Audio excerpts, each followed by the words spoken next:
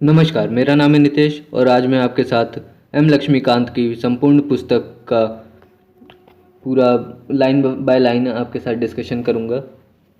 तो पहला चैप्टर है हमारा हिस्टोरिकल बैकग्राउंड, जिसमें देखते हैं हम the British came to India in 1600 as a trader. तो जो ब्रिटिश थे वो भारत में 1600 ईस्वी में एक व्यापारी के तौर पे आए थे in the form of east India company. जो उनकी व्यापारिक कंपनी थी उसका नाम था east India company, which had the exclusive right of trading in India under the charter guaranteed bye queen Elizabeth one.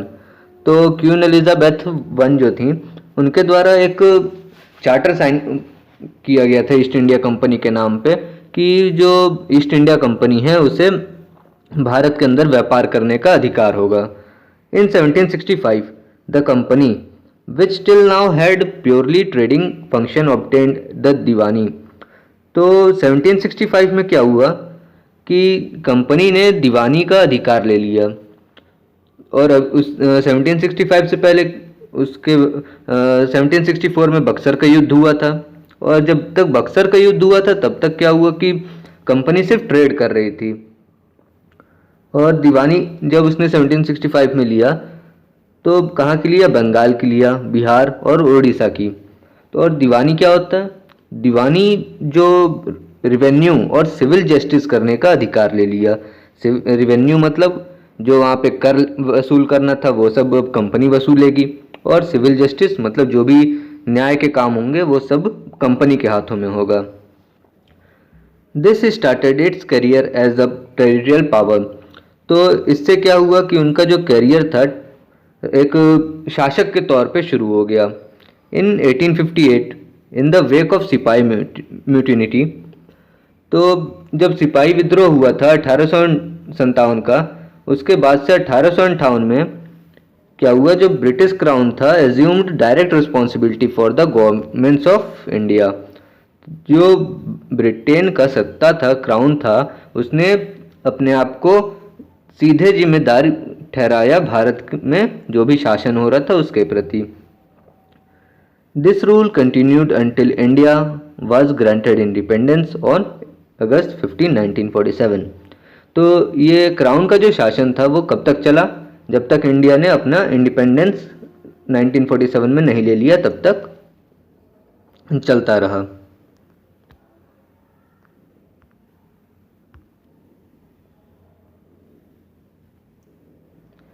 With independence came the need for constitution.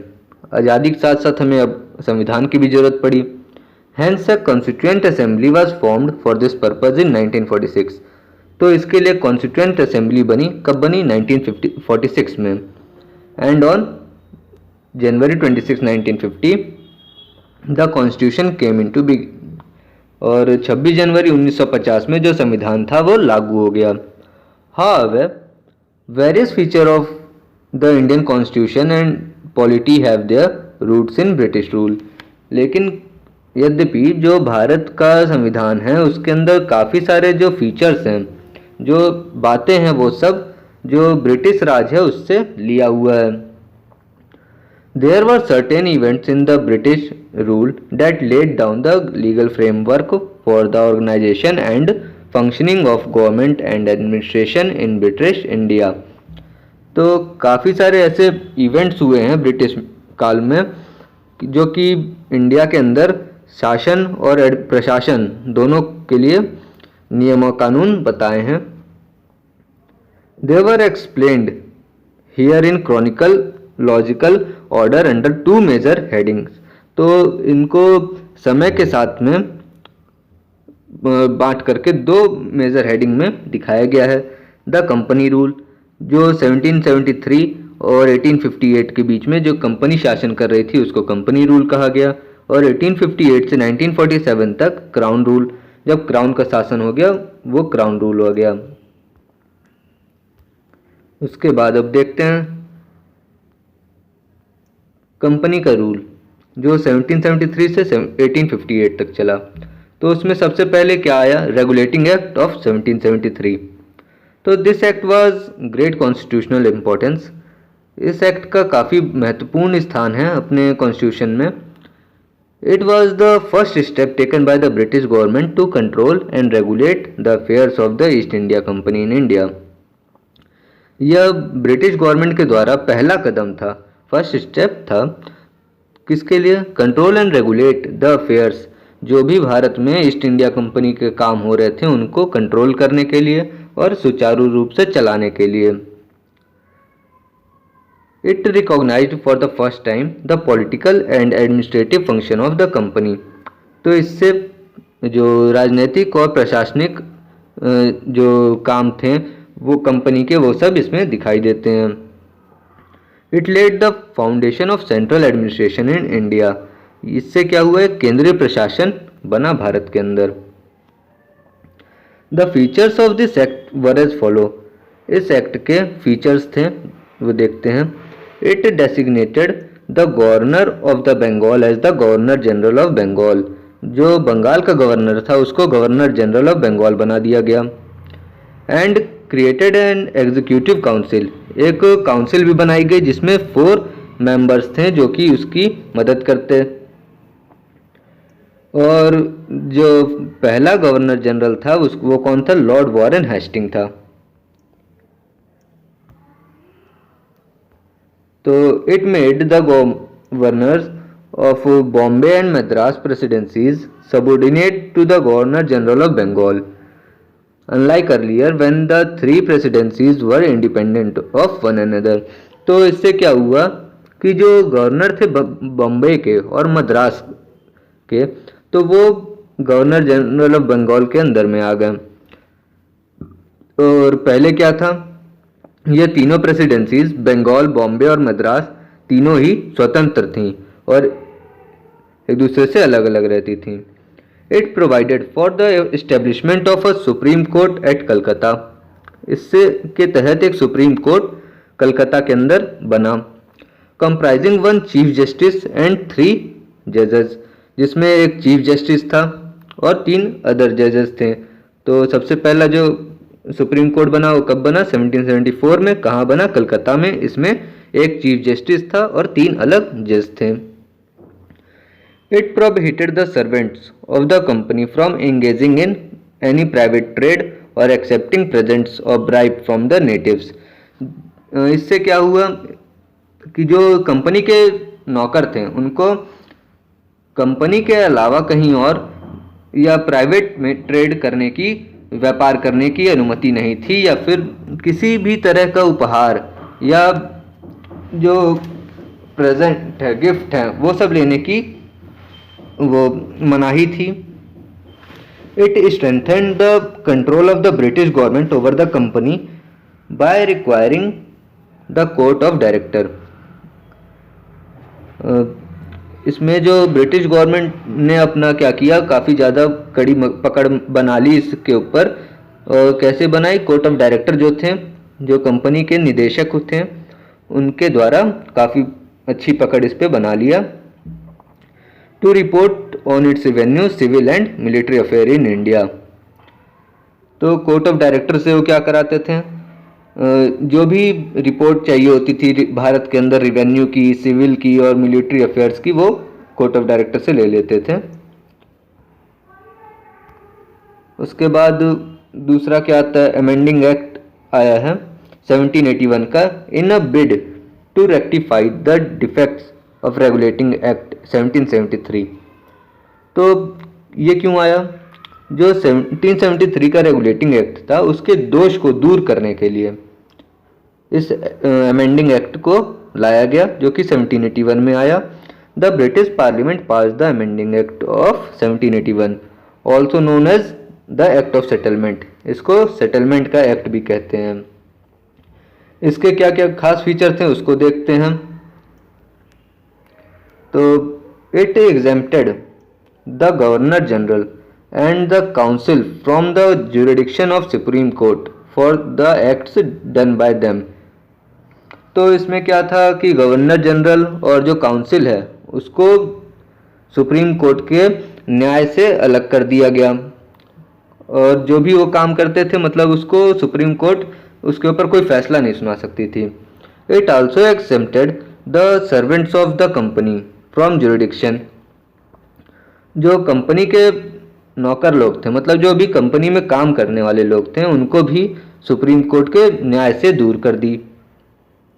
दूसरा point, it excluded the revenue matters and the matter arising in the collection of revenue. तो जो भी revenue का matter होता था, कर लेने से संबंध में जितना भी रहता था, उन सबको भी इसने बाहर कर दिया, सुप्रीम कोर्ट के जुरिडिक्शन से अलग कर दिया। It provided that the supreme court was to have jurisdiction over all the inhabitants of Calcutta. तो इसमें क्या कहा गया कि जो सुप्रीम कोर्ट है वो सिर्फ जो कलकत्ता में रह रहे लोग हैं उनके ऊपर ही न्यायिक कार्य कर सकती है। It also required the court to administer the personal law of the defendants, that is Hindus were to be tried according to the Hindu law and Muslim were to be tried according to their Mohammedan law. तो अलग अलग जो cast के लोग थे उनके लिए उनके पर्सनल लॉज को इसमें लाया गया। हिंदुओं के लिए उनकी हिंदू लॉ और मुस्लिम के लिए उनका मोहम्मदियन लॉ लगाया गया। It laid down the appeals from the provincial court could be taken to the governor or governor in council and not to the supreme court। तो इससे क्या हुआ कि जो भी अपील आती थी प्रोविंशियल कोर्ट से, तो उनको गवर्नर या फिर गवर्नर की जो काउंसिल होती थी उनके पास जाता था, ना कि सीधे सुप्रीम कोर्ट में आने की इजाज़त नहीं थी उनको। It empowered the governor in council to frame regulation for the provincial courts and councils. तो इससे क्या हुआ कि जो गवर्नर और गवर्नर जनरल की काउंसिल जो थी उसको नियम और कानून बनाने के लिए अधिकारित कर दिया गया, मतलब अधिकार दे दिया गया कि अब जो गवर्नर है वही नियम कानून बनाएगा। तो उसके बाद आता है पिट्स इंडिया एक्ट 1784 का।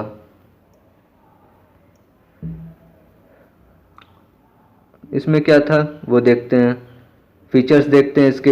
It distinguished between the commercial and political function of company.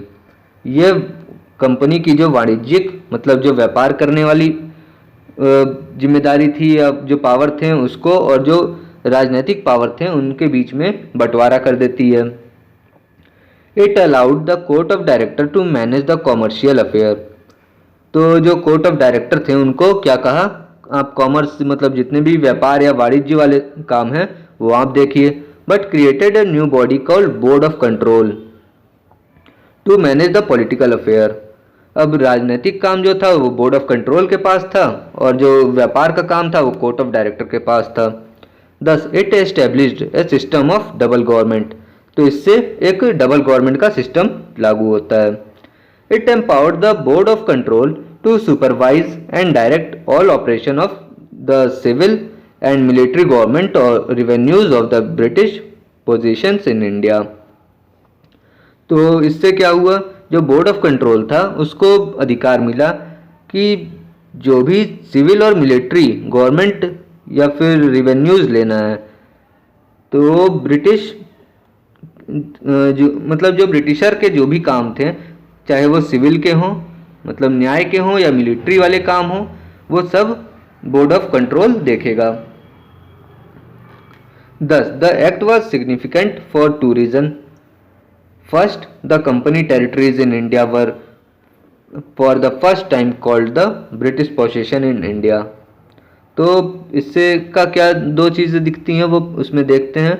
तो पहला क्या दिखा कि इसमें जो ब्रिटिश के द्वारा राज होता था, जितने भी टेरिटरीज या क्षेत्र उनको ब्रिटिश पोसेशन कहा गया, मतलब ब्रिटिश द्वारा राज किए जाने वाले क्षेत्र। और दूसरा क्या था, British government was given supreme control over the company affair. जो ब्रिटिश गवर्नमेंट थी उसका कंपनी के ऊपर सबसे ज़्यादा कंट्रोल देखा गया। इसके बाद अब 1786 का फिर एक्ट आता है, उसमें क्या है। In 1786 Lord Cornwallis was appointed as the governor general of Bengal. तो 1786 में क्या था, लॉर्ड कॉर्नवालिस को बंगाल का गवर्नर जनरल बनाया गया। He placed two demand to accept that post. जब कॉर्नवालिस को गवर्नर जनरल बनाया जा रहा था तो उसने दो अपने मतलब डिमांड्स रखे कि हमें ये चाहिए तभी हम इस पद को ग्रहण करेंगे। तो उसने पहला क्या रखा, he should be given power to override the decision of his council in special case. अगर कोई भी स्पेशल केस होता है तब ये अपने काउंसिल की जो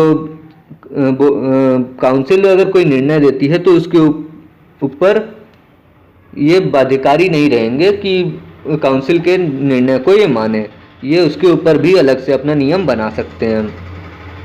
ही would also be commander in chief. अब वो कमांडर इन चीफ भी होंगे। According to the act of 1786 was enacted to make both the provision. तो इन दोनों प्रोविज़न को लगाने के लिए एक्ट ऑफ 1786 लाया गया। अब चार्टर एक्ट 1793 का देखते हैं। The feature of this act were as follows. इस एक्ट के क्या फीचर्स थे वो देखते हैं। It extended the overriding power given to the Lord Cornwallis over his council to all future governor generals and governor of presidencies. तो जो भी ओवरराइडिंग पावर दिया गया था, मतलब जो अबाध्यकारी थे, वो जो भी फैसले थे काउंसिल के वो जब इनके ऊपर अबाध्यकारी किए गए तो आगे के भी जितने भी गवर्नर जनरल बने या फिर प्रेसिडेंसीज के गवर्नर बने उनके लिए भी वही नियम लागू किया गया। It gave the governor general more power and control over the government. तो इससे गवर्नर जनरल को काफ़ी अधिक पावर मिल गई और कंट्रोल भी मिल गया गवर्नमेंट सरकार के ऊपर। Subordinate presidencies of Bombay and Madras. कहाँ के जो प्रेसिडेंसीज थी बॉम्बे की और मद्रास की, वहाँ पे गवर्नर जनरल को कुछ और सख्त पावर मिल गई और अधिकार भी मिल गए 1793 के चार्टर से। It extended the trade monopoly of the company in India for another period of 20 year. जो ट्रेड मोनोपोली थी कंपनी की, जैसे शुरुआत में जब वो कंपनी जो थी वो 1600 ईस्वी में आई थी, लेकिन भारत में आई थी, उससे पहले ही वो इंग्लैंड में बनाई जा चुकी थी, लेकिन उसको 15 साल का पहले अधिकार दिया गया था। तो 1609 में जब यहाँ पे अभी तक तो इनकी फैक्ट्री भी नहीं लगी थी 1609 के टाइम में, उसी टाइम में इनका जो मोनोपोली था वो ख़त्म हो गया था। फिर एलिजाबेथ ने उसको आगे बढ़ाया था। इसी तरह से फिर यहाँ पे भी 1793 में फिर से मोनोपोली ख़त्म हुई और आगे आने वाले 20 सालों तक फिर से इसको बढ़ा दिया गया कि हाँ आप ही अकेले वहाँ पे व्यापार कीजिए। It provided that the commander in chief was not to be member of governor general council. तो इससे क्या हुआ, कमांडर इन चीफ जो होगा वो गवर्नर जनरल की काउंसिल का मेंबर नहीं होगा unless he was so appointed, जब तक कि वो अपॉइंट ना किया जाए। It laid down that the members of the board of control and their staff were henceforth to be paid out of the Indian revenues. तो इससे 1793 में क्या कहा गया कि जो भी बोर्ड ऑफ कंट्रोल या उसके स्टाफ हैं उनको भारत के करों से जो भी इनकम होती है उससे पैसा दिया जाएगा, ना कि ब्रिटिश संसद से। अब इसके बाद आता है 1813 का चार्टर एक्ट। तो इसके क्या फीचर्स थे। It abolish the trade monopoly of the company in India. तो इससे जब 1793 में उधर बढ़ाया गया तो 20 साल ख़त्म हो गए 1813 में, तो फिर एक नया नियम आया जिसमें उन्होंने कहा कि अब ट्रेड मोनोपोली तो आपकी ख़त्म हो गई, अब जितने भी ब्रिटिश मतलब अलग अलग ब्रिटिश मर्चेंट जो भी हैं उनके लिए भी यहाँ पे व्यापार खोल दिया जाएगा। लेकिन it continued the monopoly of the company over trade in T and trade with China. चाय और चीन इन दोनों पे अभी भी अधिकार छोड़ दिया गया कि हाँ चलो ठीक है, आपने इतने साल तक शासन किया था और हमारे लिए यहाँ पे आपने सत्ता बनाई है, इसके लिए अब क्या कीजिए, अब हमारे जो भी अलग व्यापारी हैं उनको भी भारत में आके व्यापार करने का अवसर दीजिए और आपको अभी भी एक चाय और चीन के ऊपर एकाधिकार बना रहेगा। सिर्फ आप ही चाय और चीन पे अधिक व्यापार कर सकेंगे। It asserted the sovereignty of the British crown over the companies territories in India. तो इससे क्या हुआ, थोड़ा थोड़ा अधिकार जो था वो ब्रिटिश क्राउन का आ गया। कंपनी से थोड़ा थोड़ा मतलब जो सत्ता थी वो ब्रिटिश की तरफ जा रही थी, लेकिन उतना खुल के नहीं गई थी, पूरी तरह से नहीं जा पा गई थी, लेकिन हल्का हल्का ट्रांसफ़र होने लगा था। It allowed the Christian missionaries to came in India for the purpose of enlightening of people. तो जो क्रिश्चियन मिशनरीज थे उनको भारत में आने का मौका मिला। उनके लिए जो यहाँ पे भारत के लोग थे उनको भी क्रिश्चियन धर्म में बदलने के लिए उनको भारत में आने का अवसर मिला, जो भी क्रिश्चियन पादरी थे। चौथा पॉइंट क्या है, it provided for the spread of western education among the inhabitants of the British territories in India. जहाँ पे भी ब्रिटिश का राज चल रहा था, ठीक है, तो वहाँ के लोगों को वेस्टर्न एजुकेशन देने की जिम्मेदारी भी इन पादरियों के ऊपर थी। It authorized the local government in India to impose taxes on persons। तो 1813 का जो चार्टर था उसमें क्या कहा कि जो लोकल गवर्नमेंट है वो किसी भी व्यक्ति पर टैक्स इम्पोज कर सकती है, कर लगा सकती है। They could also punish the person for non paying tax. वो किसी भी व्यक्ति को दंड दे सकते हैं अगर वो टैक्स या कर पे नहीं करता। इसके बाद 1833 का चार्टर आता है जिसमें ब्रिटिश जो इंग्लैंड में क्राउन था उसके अंडर में पूरी सत्ता का केंद्रीकरण किया जाता है। अब इसमें फीचर्स क्या आते हैं, जो बंगाल का गवर्नर जनरल था, governor general of Bengal as the governor general of India and vested in him all civil and military power. तो क्या हुआ कि जो बंगाल का गवर्नर जनरल था उसको भारत का गवर्नर जनरल बनाया गया और उसके अंदर सारी सिविल और मिलिट्री पावर्स दे दी गई। Thus the act created for the first time government of India having authority over the entire territorial area possessed by British in India। तो इसके बाद क्या हुआ कि जो गवर्नमेंट थी उसका पूरे ब्रिटिश जितना भी यहाँ पे भारत के अंदर ब्रिटिश सत्ता जहाँ जहाँ फैली हुई थी उसके ऊपर अधिकार हो गया। तो Lord William Bentinck was the first governor general of India. तो लॉर्ड विलियम बेंटिक जो थे वो पहले गवर्नर जनरल बने थे भारत के। It deprived the governor of Bombay and Madras of their legislative power. The Governor General of India was given exclusive legislative power for the entire British India। तो जो गवर्नर जनरल था उसको काफ़ी ज़्यादा पावर्स दे दी गई थी भारत के अंदर, और ये जो गवर्नर ऑफ बॉम्बे और मद्रास थे उनको भी उनकी भी जो लेजिस्लेटिव पावर थी वो सब गवर्नर जनरल ऑफ इंडिया के अंडर में ला दी गई। The laws made under the previous acts were called as regulation. अब इससे पहले जितने भी लॉज बनते थे तो वो एक्ट उनको रेगुलेटरी एक्ट कहते थे, लेकिन अब जो एक्ट बने उसको एक्ट कहा गया। जैसे ये चार्टर एक्ट है, इससे पहले चार्टर एक्ट बने थे, ये सब जो थे वो रेगुलेशन थे, और अब 1833 वाला जो था वो एक्ट बन गया। It ended the activities of the East India Company as a commercial body। अब जो ईस्ट इंडिया कंपनी थी वो सिर्फ एक कॉमर्शियल बॉडी रहे, इस बात को ख़त्म कर दिया गया। Which became a purely administrative body. अब ये सिर्फ प्रशासनिक बॉडी बन के रह गई थी। It provided that company territories in India were held by it in trust of his majesty his hairs and successor. तो इससे क्या हुआ, जो कंपनी थी यहाँ पे शासन करेगी, लेकिन किसके अधीन में, जो मेजेस्टी है मतलब ब्रिटेन का क्राउन है उसके या फिर उसके वंशजों के अंडर में रह के काम करेगी और शासन करती रहेगी। The charter act of 1833 attempted introduce a system of open competition for selection of civil servant.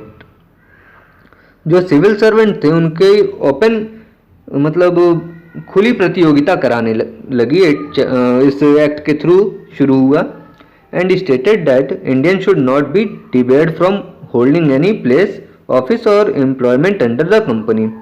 तो इंडियंस जो होंगे उनको मना नहीं किया जाएगा कोई भी पद धारण करने से, या कोई भी जगह या ऑफिस में, मतलब कोई भी पद या कोई भी नौकरी लेने से मना नहीं किया जाएगा। लेकिन however this provision was negated after opposition from the court of director. लेकिन क्या हुआ, कोर्ट ऑफ डायरेक्टर्स के विरोध पर इसको बंद कर दिया गया, मतलब इसको छोड़ दिया गया, ये जो नौकरी का प्रावधान था उसको रोक दिया गया। अब 1853 का चार्टर क्या था? This was the last of the series of charter acts passed by the British parliament between 1793 and 1853। इसमें क्या हुआ कि ये आखिरी चार्टर था उस सीरीज में। It was significant constitutional landmark. इसका काफ़ी महत्वपूर्ण संवैधानिक दृष्टिकोण है, मतलब काफ़ी संविधान के लिए काफ़ी महत्वपूर्ण इसको भी देखा जाता है। अब the features of this act were as follows. इस एक्ट के क्या फीचर थे? It separated for the first time the legislative and executive function of governor general council.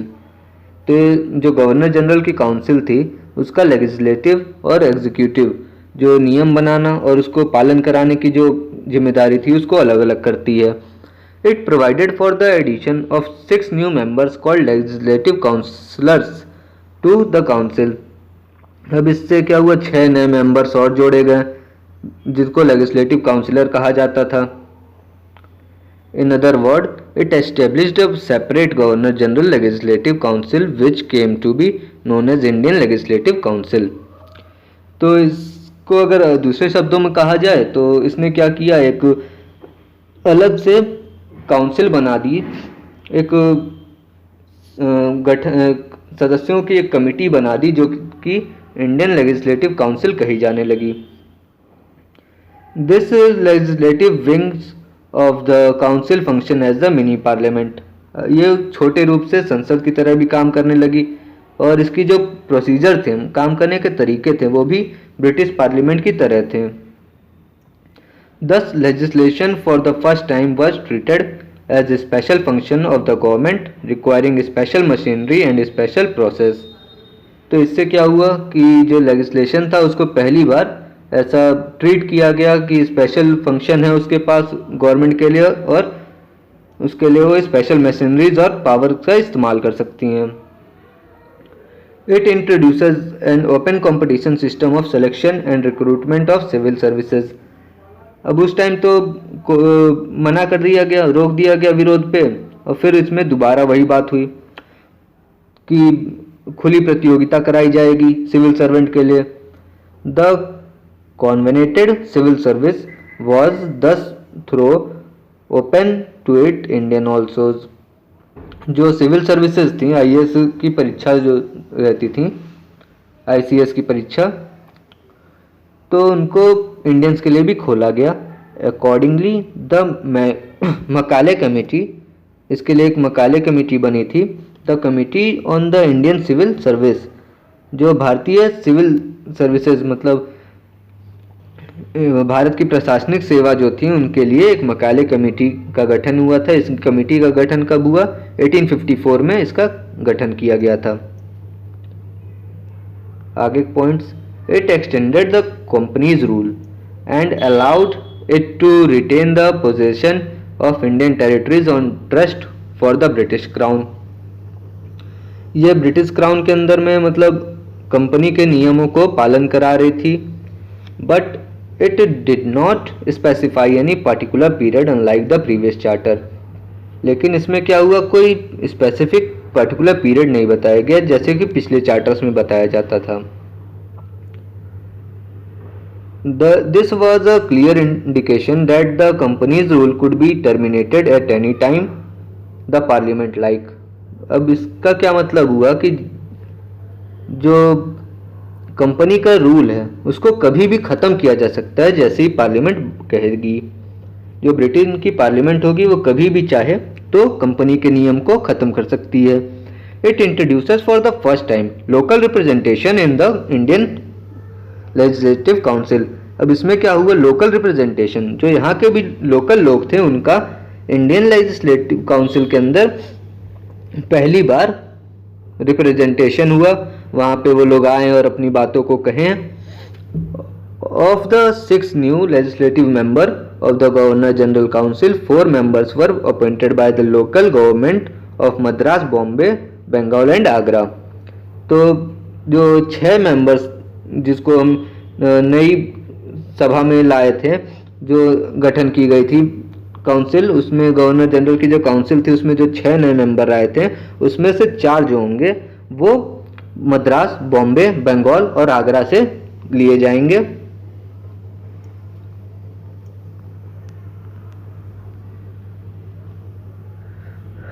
अब इसके बाद जो क्राउन रूल है उसको हम नेक्स्ट वीडियो में पढ़ेंगे, तो इसका नेक्स्ट पार्ट मैं जल्द ही अपलोड करूंगा। Thank you for the class, please share and like the video.